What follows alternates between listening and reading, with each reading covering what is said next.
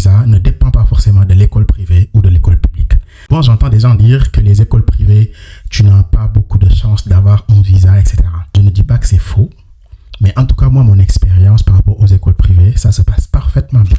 Cette année, beaucoup d'étudiants pour qui on a trouvé des admissions auprès des écoles privées ont obtenu leur visa. Et si ces étudiants-là écoutent cette vidéo, si vous voulez, vous pouvez commenter. Ce qui veut dire que avoir un visa ne dépend pas forcément de l'école privée ou de l'école publique. Surtout ces dernières années, on sait très bien que les pays occidentaux cherchent plutôt des étudiants qui ont les moyens de payer leurs études, qu'ils le disent ou non. L'année dernière d'ailleurs, il y a eu un débat avec l'ancien ministre de l'Intérieur à ce sujet lors de la loi sur l'immigration, parce que tout simplement, il y avait un article qui stipulait que l'étudiant doit payer ou quelque chose comme ça. Donc chaque pays européen essaye de recevoir des bons profils d'étudiants, mais également des étudiants qui ont les moyens de payer leurs études. Donc l'argument qui dit que si tu es admis dans une école privée, tu as moins de chances d'avoir un visa. En tout cas, nous, les étudiants qu'on a pu accompagner cette année dans les écoles privées, la majeure partie ont obtenu leur visa. Certainement, des refus, il y en a partout. Il y a même des étudiants dans le public qui ont eu des refus.